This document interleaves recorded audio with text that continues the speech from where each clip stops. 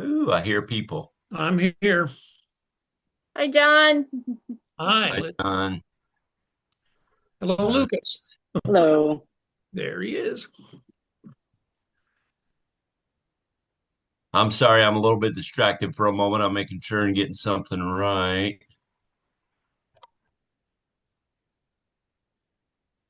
Here's Dr. Uh, Feldman. Hello. Hello. Hello. 205. Hi, Richard. Hi, David. I'll say again, I'm distracted. I'm trying to pull up something here to get it right. Yeah, Kermit Roosevelt the fourth. Yep. Okay. Liz, we'll start when you say start. Well, we have 7 o'clock straight up, so it's probably a good time to get going. All right. Sounds Hi, good to Elizabeth me. Barber. Hi. I see a lot of good people here. And I really think Hi, others will be Dave. coming in. Hi, Sandy. Hi, Dennis. Hi, you guys. So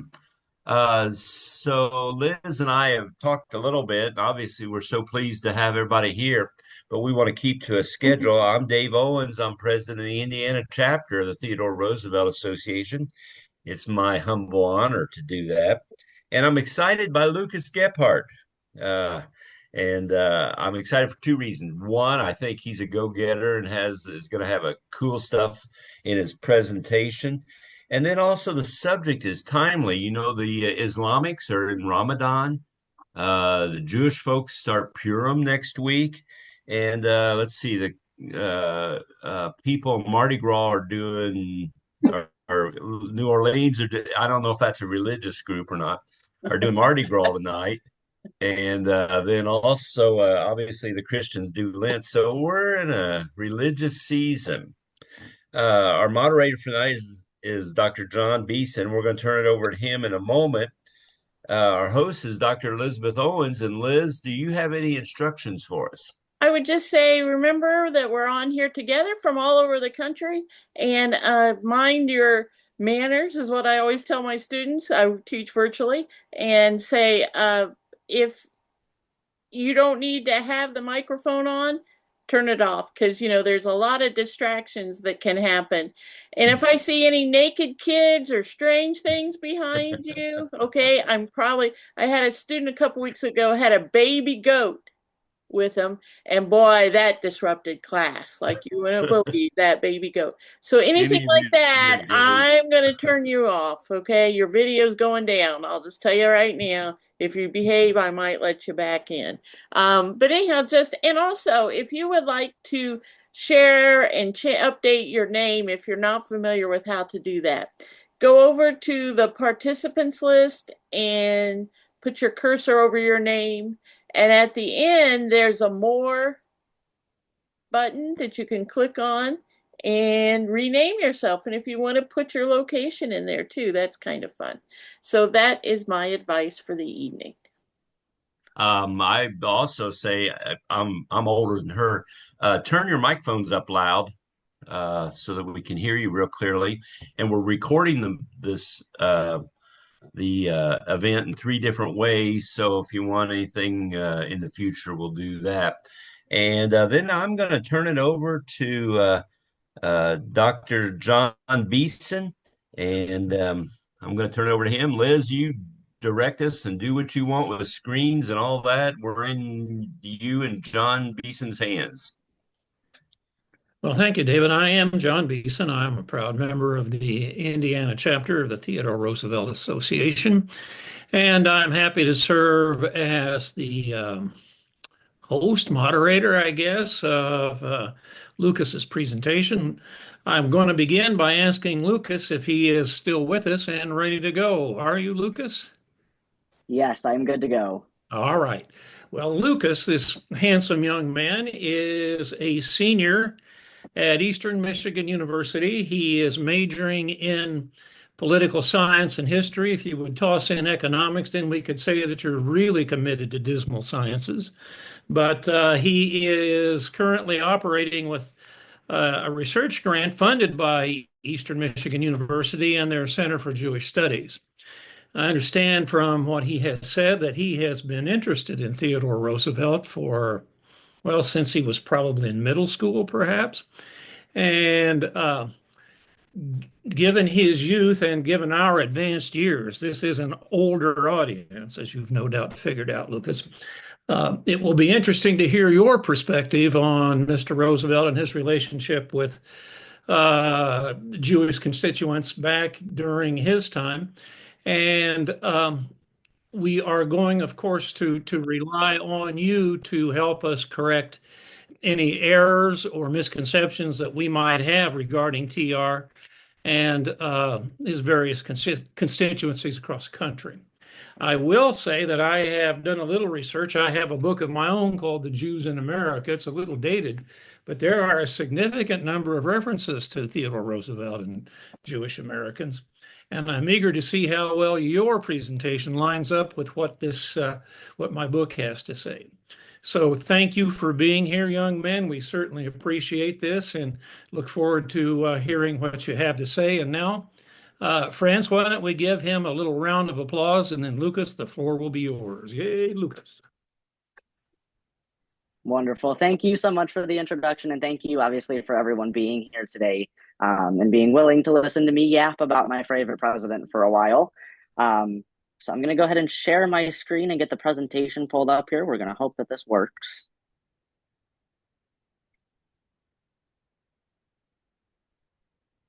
Let's see if we can get this working here.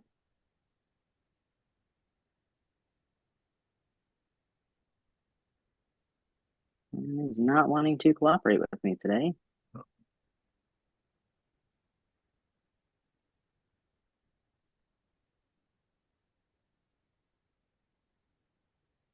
All right, let's see. Is everyone able to see my screen? Yes. Perfect. All right. So again, thank you everyone for being here and listening to my presentation today. As was mentioned by John, I am doing this as part of a research project at Eastern Michigan University, and I was able to receive funding from their Center for Jewish Studies in order to support this research. And I will ultimately be presenting this research at the end of March at their Eastern Michigan University Undergraduate Symposium, which brings together students from numerous different areas of study to present research projects that have been done throughout the course of the school year. So this presentation is a part of that research project. I've chosen to name this Friendly Ally, Theodore Roosevelt and the Jewish Community from 1901 to 1909. Let's see if it'll let me do this here. Well, let me go to, there we go. So just a brief table of contents of what I'm going to be covering in this presentation. I will be going over just a brief biography of Theodore Roosevelt's life. I'm sure a majority of you that are in this Zoom call know quite a bit about him. But just to give some of the basics about what he did throughout the course of his life. Apologies, my cat is wanting to be a part of this presentation. There we go. And then I will be delving into a couple of the sources from prior to his presidency as well as after his presidency. A majority of my research was designed to focus on the course of his presidency, but there is a couple of sources I wanted to share from before and after his presidency, just to give some context, as well as to show that this was a connection that he had with the Jewish community throughout the course of his life, and not just during his presidency. And then I will be giving a list of all the sources used as well in case anyone wants to look into them any further or do any research of their own. So starting just a brief biography of Theodore Roosevelt himself. He was born on... Lucas, so sorry to interrupt. This is Dave. I'm only seeing the first screen. Are we supposed to be seeing the other screens of your presentation? Yes. Let me see. So you may have to manually click. Just manually click on it, see what happens. Thanks.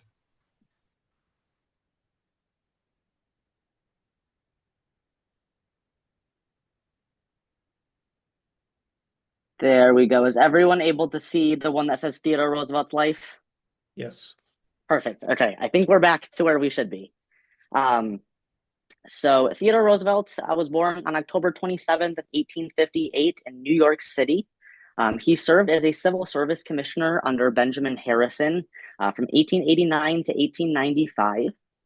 He was then appointed to an assistant secretary of the Navy position under William McKinley from 1897 to 1898. He proceeded to resign from this position in order to serve as a part of the Rough Riders in the Spanish-American War of 1898. He then ran for governor of New York in 1899, served in that position until 1901, when he was nominated to run as vice president under William McKinley. William McKinley did win that election, making Theodore Roosevelt the vice president in 1901. William McKinley was assassinated shortly after that election, making Theodore Roosevelt the president from 1901 to 1909. And Theodore Roosevelt passed away on January 6th of 1919 in Oyster Bay, New York. It's going to be complicated again. There we go. So a couple of the sources just from prior to his presidency, from 1858 to 1900. First is a diary entry from March 5th of 1873. Roosevelt would have been 14 years old at the time. This is a diary entry from a travel to Jerusalem that him and his family took. And I know it's pretty difficult to read, so I did write out some of what he wrote on the page. He wrote, Wednesday, pools of Jerusalem. In the morning, we went through the convent, except the ladies, and then went on to Bethlehem, the birthplace of our Lord. We saw the place of the nativity after some, and then it was a little bit of illegible text. I couldn't really make out what he wrote. But the place of the nativity after some, and then to the Turkish officials, for the Greeks and the Latins have been fighting lately, and most people are not allowed to go down. And then he writes about a couple of the other travels that he took on that trip as well. On the rest of the page,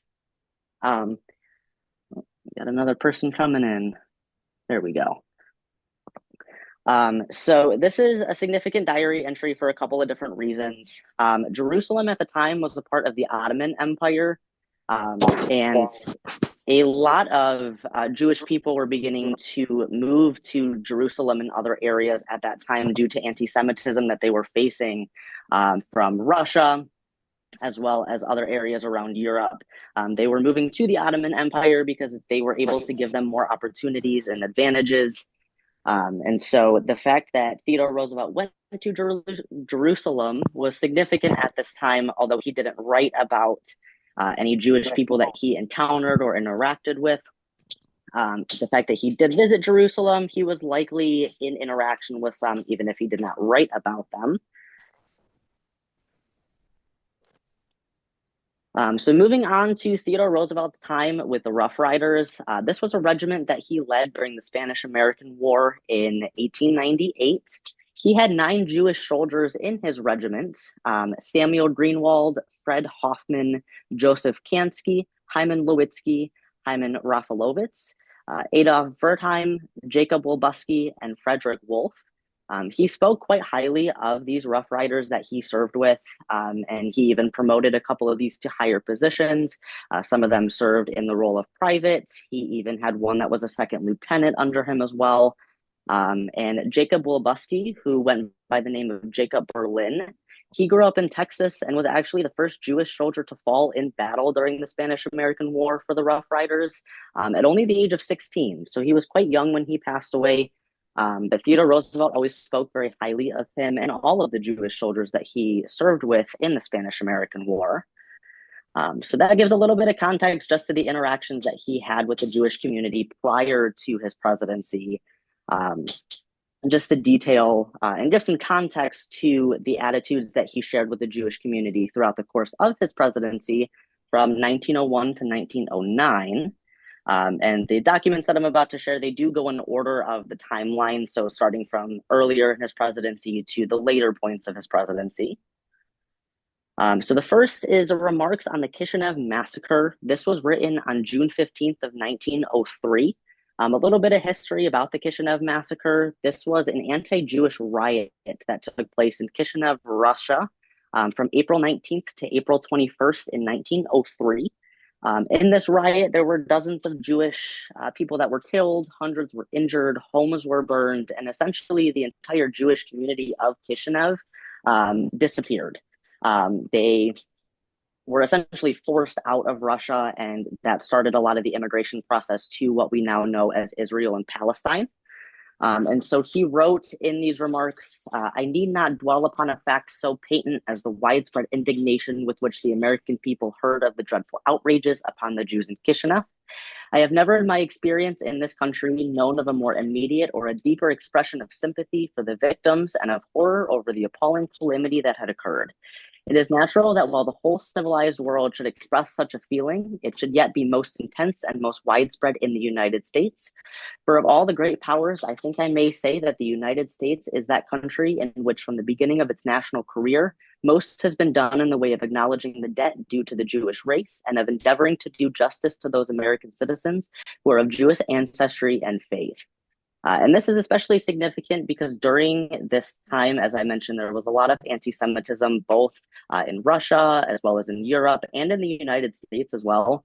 So the fact that Theodore Roosevelt was willing to acknowledge that there's a debt that was due to the Jewish people of America and of Russia due to this massacre was incredibly important at this time.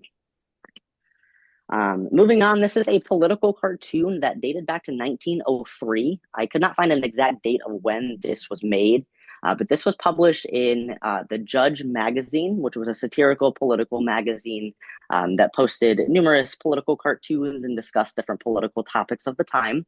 If you look at the man in the white, his little sash says Russian Jew, holding a big bag that says oppression on his back. And if you notice, there's also a city burning in the background as well. And in the top left corner, Theodore Roosevelt is telling Tsar Nicholas II to stop his cruel oppression of the Jews. Obviously, Theodore Roosevelt was not the one that drew this political cartoon, but this demonstrates his attitude toward the anti-Semitism that was occurring in Russia at this time, both with the Kishinev massacre as well as other pogroms that were happening throughout the time as well. This is from Theodore Roosevelt's fourth annual message to Congress. This was given on December 6th of 1904. This was similar to today's State of the Union, but at that time they called them annual messages. He says, if an American Jew or an American Christian misbehaves himself in Russia, he can at once be driven out. But the ordinary American Jew, like the ordinary American Christian, would behave just about as he behaves here. That is, behave as any good citizen ought to behave, and where this is the case, it is a wrong against which we are entitled to protest, to refuse him his passport without regard to his conduct and character, merely on racial and religious grounds. And what he's specifically talking about in this document, again, going back to Russia and the Kishinev massacre and the different pogroms that were happening at this time in Russia, he's essentially addressing the anti-Semitism that was occurring at this time, which was especially heightened. And this heightened anti-Semitism actually led to the rise of the Zionist movement at the time and inspired a lot of the movement towards the Palestinian area. And in this document, he essentially details that an American Jew, if he were to go to Russia, would essentially be forced out regardless of his behavior. If he was a good citizen, if he was a bad citizen, he would essentially be refused entry into Russia. And it basically details how Theodore Roosevelt viewed how American Jews, as well as Jewish people around the world, should be treated with equality and should not be forced out of countries or forced out of the cities in which they live simply because of their religion. Going on to the 250th anniversary of settlement speech that was given. This was actually a letter that was first written by Theodore Roosevelt to Jacob Schiff on November 30th of 1905. And it was later read at the celebration commemorating the 250th anniversary of the landing of the Jews in the United States. This was given at Carnegie Hall in New York City. And it says, the celebration of the 250th anniversary of the settlement of the Jews in the United States properly emphasizes a series of historical facts of more than merely national significance. I am glad to be able to say, in addressing you on this occasion, that while the Jews of the United States, who now number more than 1 million, have remained loyal to their faith and their race traditions, they have become indissolubly incorporated in the great army of American citizenship, prepared to make all sacrifices for the country, either in war or peace, and striving for the perpetration of good government and for the maintenance of the principles embodied in our Constitution. And again, this document is significant. The fact that Theodore Roosevelt was willing to address the fact that the Jewish people have done incredible things for the United States, especially at that time. And that he was willing to say that they were prepared to make sacrifices for the country. They were striving for good government, the maintenance of the Constitution, essentially painting them as the perfect American in this speech. Was incredible for the time based on the anti-Semitism that was occurring around the world. And the fact that he was willing to say all of these incredible things about the Jewish people of America was incredibly significant. This is a letter that was written to Oscar Strauss on September 6th of 1906. It says, "My dear Strauss, I think your article in answer to the attacks upon the Jews was excellent. I think the best answer, after all, my dear fellow, will be your appointment to the cabinet and the service you are certain to render thereunder. Give my warm regards to Mrs. Strauss. Faithfully yours, Theodore Roosevelt." Oscar Strauss served as the Secretary of Commerce and Labor under Theodore Roosevelt during his second term. And he was actually the first Jewish cabinet member to serve under a United States president. This is significant for a variety of different reasons, but the fact that Theodore Roosevelt was willing to nominate a person from a minority group, such as the Jewish faith, to such an important cabinet position and an important position within the government as a whole, to demonstrate not only to the Jewish community, but also to the United States as a whole, that the Jewish community deserved to be treated equally and that they were able to hold such high positions in government. This was an important nomination because of that fact, but also because this had never been done before. And so the fact that Theodore Roosevelt was willing to treat Oscar Strauss with respect and that he was willing to nominate him to this position was incredibly important for advancing equality for the Jewish people in the United States at this time. And then last but not least, during Theodore Roosevelt's presidency, this is a donation that was given to the Jewish Welfare Board from Theodore Roosevelt with money that he won from a Nobel Peace Prize nomination.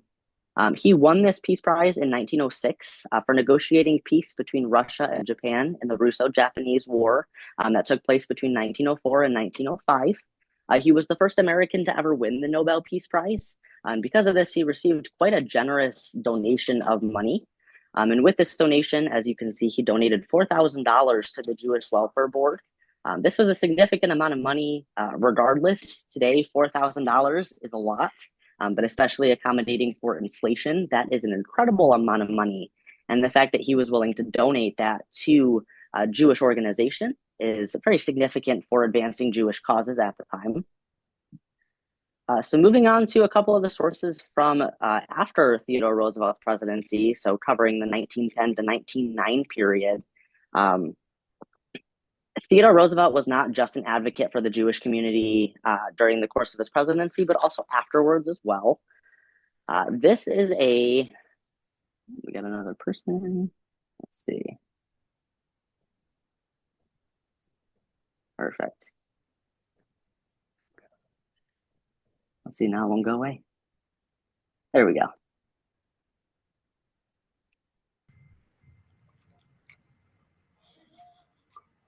Okay, there we go. So after his presidency, this is a letter that was written to Israel Fisher, who was a United States representative from New York at the time.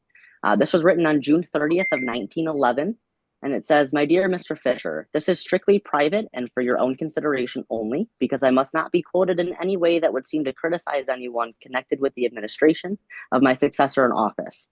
Personally, I would not put in the word Hebrew.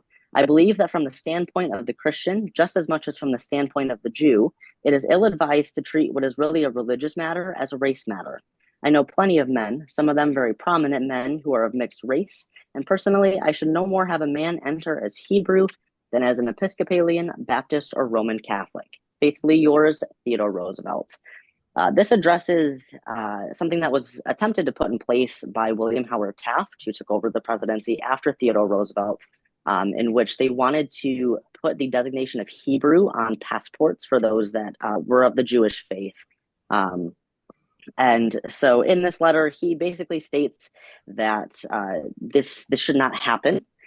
because of the fact that no one should be designated just by their religion on a passport. It should simply be about who the person is. And so he did write this in confidence. He did write this in private, as he stated that he didn't want to be quoted criticizing the successor, aka William Howard Taft. But he was willing to speak out about this and how he did not think that the Jewish faith should be separated from everyone else and should be called out on a passport. And that if that should happen, it should be with everyone in every religion, not just the Jewish faith. And finally, this is a letter that was written on April 11th of 1916 to David Cohen, who was a Jewish real estate magnate in New York. And it says, "My dear Mr. Cohen, I have your letter of March 31st. I do not favor the organization of a regiment which shall be entirely Jewish any more than I favor the organization of a regiment which shall be entirely Catholic. It makes no difference what a man's creed is or where his birthplace was, only that he is a straight American. Sincerely yours, Theodore Roosevelt." And so this is similar to the last letter about the passports as well, of how he does not want the Jewish people separated simply because of their religion. And this is something that was desired by certain groups around America, as this was during the middle of World War I. And it was similar to regiments of, say, African Americans that were founded at this time. And so the fact that Theodore Roosevelt was willing to speak out against this and say, no, Jewish people should not be separated into their own regiment, they should be able to serve with everybody else, was of extreme significance at this time, especially with the anti-Semitism that was rising around the world because of the war, and that would continue to rise after the war into World War II. The fact that he was willing to speak out against this and encourage equality for the Jewish people to be able to serve in any regiment within the United States rather than just their own regiment is incredibly important. It gave a lot of hope to the Jewish people in the United States as well. The fact that a former president of such a high prowess was willing to speak out against this and to say something about it as well. So that is all of the documents that I was able to compile regarding Theodore Roosevelt's connections with the Jewish community, primarily during his presidency, but also before and after as well. So this is a list of the sources that I used to compile all of those documents. If anyone would like this list to look further into any of these documents, please let me know, and I can get that sent over to you as well. And I thank everyone for coming to the presentation today and for listening to the presentation. And I hope you all learned something. So I'm going to stop sharing my screen here. There we go. So thank you everyone for coming out. I greatly appreciate it. If anyone has any questions, I would be more than willing to answer them to the best of my ability.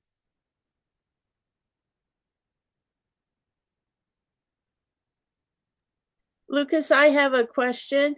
The gentleman who was appointed to the cabinet, I think I missed, what was the cabinet position he was appointed to? Yes, so his name was Oscar Strauss. He served as the Secretary of Commerce and Labor. Thank you. I just did not catch it. I have two questions. This is Dave in Indianapolis or Greenwood somewhere.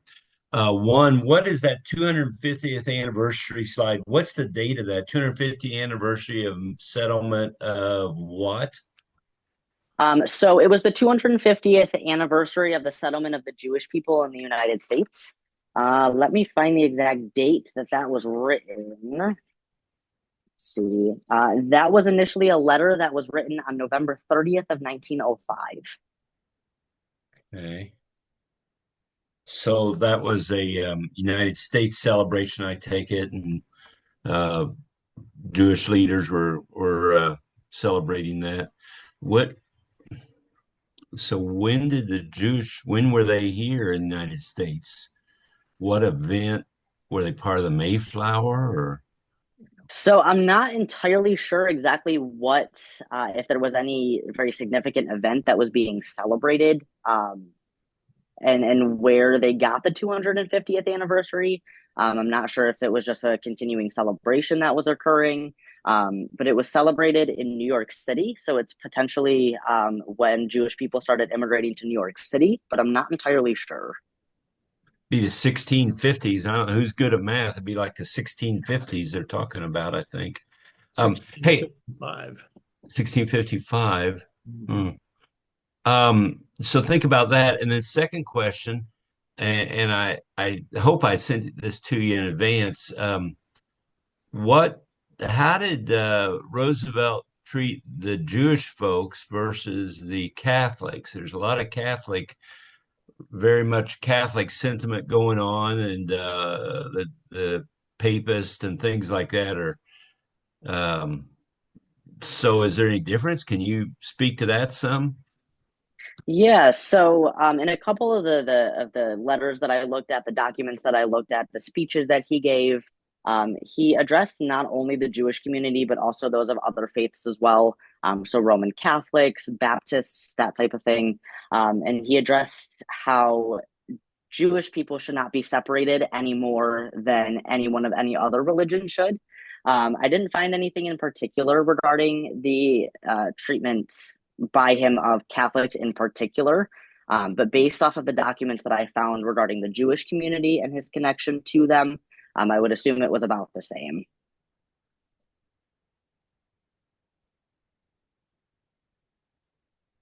Okay, any other questions? Lucas, this is Calvin Watts. I work at the University of Wisconsin-Parkside in the history department. And I'm curious if in your research you found anything regarding TR's somewhat defiant, let's call it that, stance on supporting European Jews in front of Kaiser Wilhelm when he gives his famous speech in front of Wilhelm and brings up, he actually says the word Jew, and he visibly sees Wilhelm cringe. But I'm curious if you saw anything in your research about that. Yeah, so I didn't see anything about that in particular. I did find quite a bit regarding his stance, especially on the Zionist cause that was happening in Europe, especially Russia at the time. He was a staunch supporter of the Zionist cause of, answering what was called the quote unquote Jewish question of, where should the Jewish people move to form a homeland? And so he was a big supporter of the Zionist cause and of Theodore Herzl, who raised that Jewish question. So I did find quite a bit about that. That occurred mostly after his presidency was over, but nothing about Kaiser Wilhelm, though.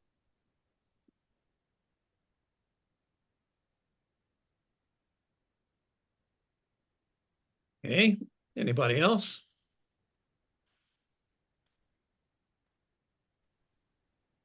All right, there being none, Lucas, I want to thank you for being kind enough to share your presentation with us this evening and to congratulate you on it and the fine work that you have done. I'm sure your presentation a little bit later on down the road will be more than a little successful, and you can expect many of the same questions probably that you have heard from those of us tonight. Hey, John, this Yeah. is Fritz. This is Fritz Gordner. Lucas, yeah, I'm in Indianapolis. I've been a TR fan for a long time. Did you give any consideration to come to any of our meetings, or have you thought about starting a Roosevelt chapter up in Michigan, or maybe join the Indiana chapter? We'd love to have you, young man. Yeah, so I actually attended the Theodore Roosevelt annual meeting in Indianapolis back in October of last year. And I attended that with the funding that I received from the Center for Jewish Studies at Eastern Michigan. And so I became a member of the Indiana chapter there, just because of how far I am from Indiana. Unless I was able to join on Zoom, I don't know if I'm going to be able to actually get out to Indiana to do any of the meetings there. But I would definitely consider starting a chapter in Michigan, though. Good stuff. Good question. Luke? Go ahead. Well, I was just going to put up in the chat down there. I went offline or went to Google, and it said the first Jewish person in America sailed with Columbus. So I put in the chat, I put a where you can go, a link to that. So that's kind of interesting. Luis D. Torres. So any other questions? There's also a theory that Columbus was actually Jewish. He didn't make it known, obviously. That was 1492 when they were expelled from Spain. But I've heard that many, many times that they Really? suspect he was Jewish. Yeah. Well, that's very interesting. Somebody needs to write a paper and make a presentation about that, especially as we come up into the bicentennial years here of our country and stuff, 250th of the revolution and things. Any other questions? Can you hear me? Yes. Yes. Okay, sorry about that. I don't, it's wrong. Anyway, I went to the Holland Society. Can you still hear me? Yes. Yes, good. Okay. And I'm a member of the Holland Society, and I went to their 400th last year, and I just went to a webinar on the early settlement of New Amsterdam, and I posted the link there that the first Jewish person came to New Amsterdam in 1654, but she did make the point, this woman who gave the presentation, of how important the Jewish settlers were to the formation of early New York. And of course, Theodore Roosevelt's ancestor, Claus Rosenvelt, was there. I think he came in 1636 or so. Anyway, so my ancestor came to New York in 1656, I believe. So anyway, that's a very important part of the Jewish history, though. And I think because your focus is Roosevelt, who was Dutch. It's important that his ancestor most likely dealt with whoever that Jewish man was in New Amsterdam. So he had a very long history within his own family of working within an integrated community from the very inception of the country. So I think that would lend strength to your future presentations. Thank you very much. Thank you for that. All right. Well, sorry, David. yeah, please jump in. I just don't want to cut it off. Yeah. Dr. Beeson, who's talking? Calvin? Yep, I'm Calvin. Yep. Lucas, I'm curious, in your research, did you get the chance to look at Thomas Dwyer's Theodore Roosevelt and the Idea of Race? I did not know. Okay, so that's a wonderful book for more than just a surface level kind of look at his ideas of race and ethnicity and on and on and on. So just another resource for you to throw out there. I used to have several copies and I got rid of all but one. So I wish I could send one to you, but yeah, I encourage you to check it out. So perfect. Thank you. Yeah. I think you should send it to him. That would be so nice. Okay, anybody else? What do you think, Dr. Beeson? Anything else we should do here? No, I just think that we should acknowledge that this young man has a very bright future ahead of him, and their academe or the law or whatever his actual profession turns out to be. And because you are a member of this organization, Lucas, we would hope that, he's going to graduate this April, and as you move on, are you planning to go to graduate school after this, or are you going to? Well, what are your plans post-graduation? Let's put it that way. So post-graduation, the plan as of right now, I'm looking to work in politics in some way, shape, or form. Not looking to do graduate school at the moment. That's a little too expensive for me at the moment. But yeah, looking to find a job either with a politician or with a political organization, one of the two. Okay, good. Well, good luck. Best of luck to you. And we hope you stay involved in Theodore Roosevelt's life and his contribution to our country. And if I have nothing further to add, so Dave, I'll return control of the meeting to you. Oh boy, I don't know. Thank Liz, you you got all. anything else to add? So recording will be available if anybody wants to email.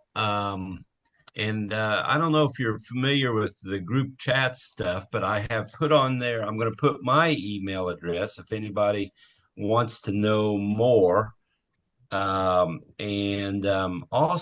I'll make David?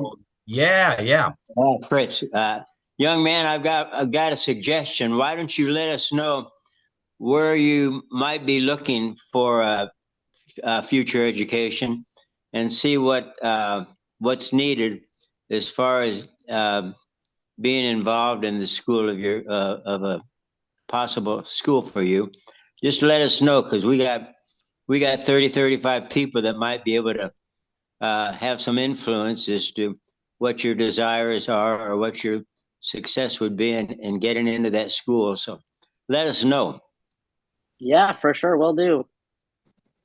Sounds good. Thank you, Liz. Thank you, Dr. Beeson. The final thing I'm going to announce is that antiquarian book sale. We're going to have the Columbia Club on April 25th and 26th, and that's where we had the national meeting. And thank you, Elizabeth. Thank you all. How cool. How cool. And Liz, you ready to close us down? Yes, I'll say farewell to everyone. And I did put the link for the Antiquarian Book Fair in the chat. And we will post this on our Facebook page, but you're welcome to email me also if you would like. Thanks, Lucas. Thank you.